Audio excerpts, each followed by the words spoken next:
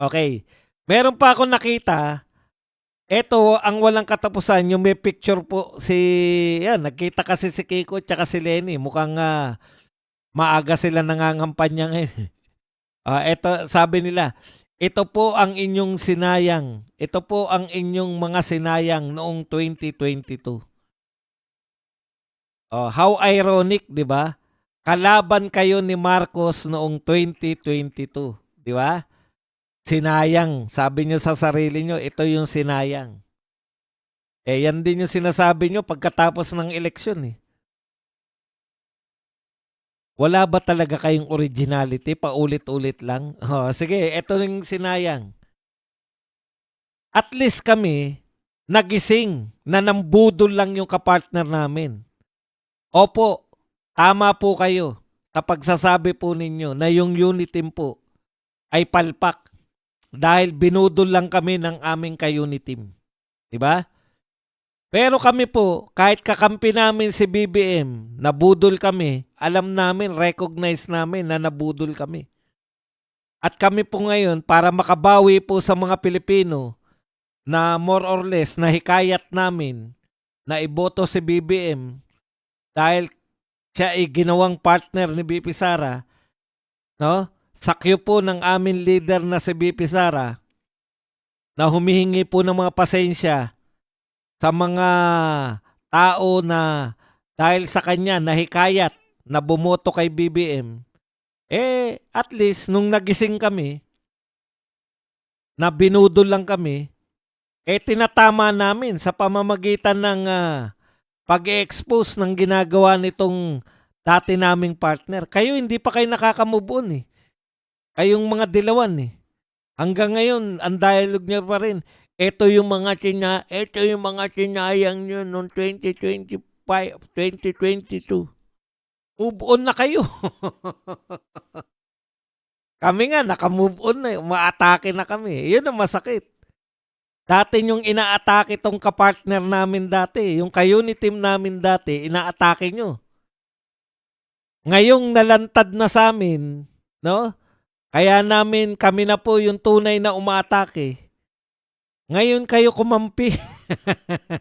Kung kailan nalantad na, yung pambubudol ng kapartner namin noon, kinampihan nyo naman ngayon. Antindi nyo talaga mga Kaya kayo tinatawag namin kain suka, eh. Ang tagal, dekada nyong sinusuka tong pamilya na to. Ngayon, dahil sa tingin ninyo lang, eto lang naman yan, eh. Hindi nyo naman talaga gusto rin si Marcos, eh. 'Di ba? Ang tingin nyo lang, kakampi kayo kay Marcos kasi mas kaya ninyo si Marcos kaysa kay Sara Duterte. Yun lang naman sa inyo, mga dilawan. Lahat sa inyo, ginagabayang ang pagkilos ninyo ng pamumulitika. Sinasamantala nyo, makipag-partner tayo dito. Sinasamantala nyo para matalo nyo si BP Sara.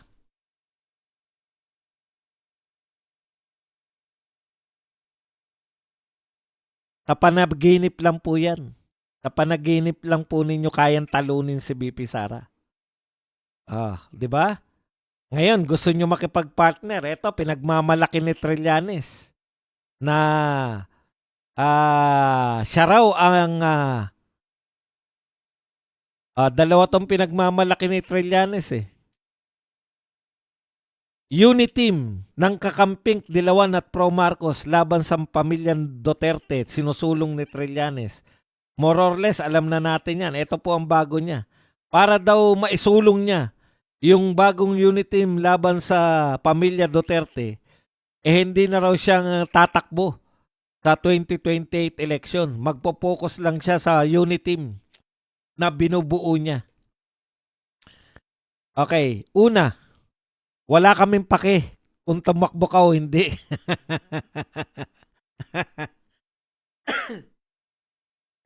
Wala pong epekto yan sa mga Duterte. Tumakbo ka, walang epekto. Hindi ka tumakbo, walang epekto. Ibig lang sabihin, Trillanes, wala kang bilang. Ngayon, ikalawa, announce ka ng announce na bubuo ka na unit team. Ganun ba kaengot yung mga yung mga loyalista na susunod sa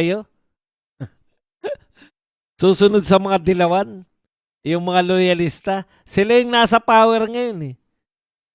Sila susunod sa inyo. Sino ang kandidato nyo? Lenny Kiko? Lenny Risa?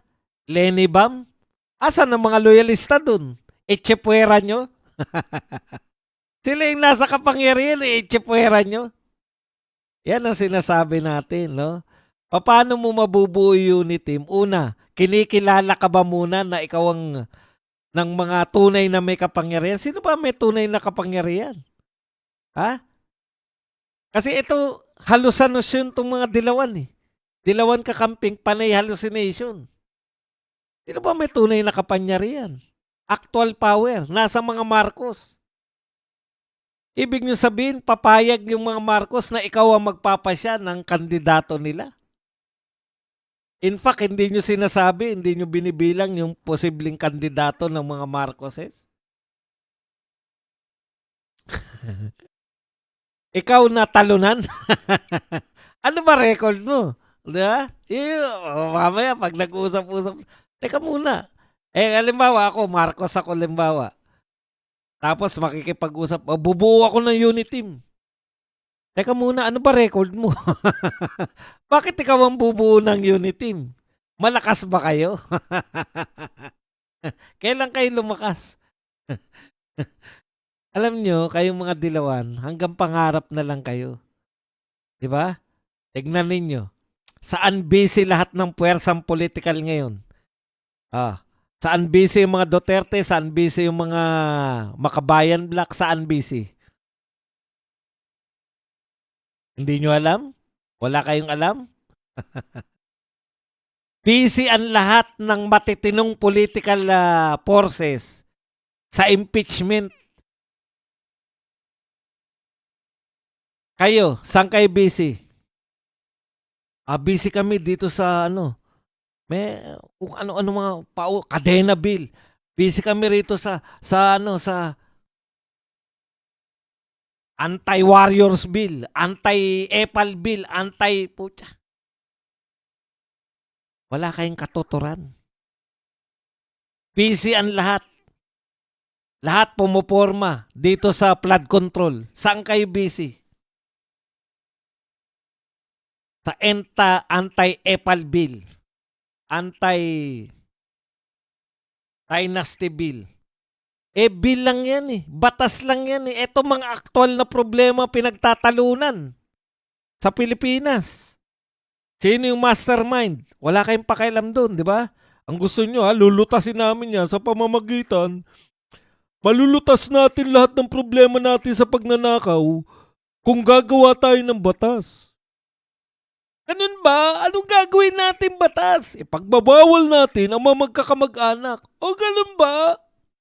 Malulutas ba niya ng mga magnanakaw? Oo. Inyo. Oo. Ina nyo. Ano malulutas yun? Kadena bill. Di nga namin alam kung ano yung kadena bill na yung mga kung ano-ano. Walang mga katuturan. Wala po kayong katuturan.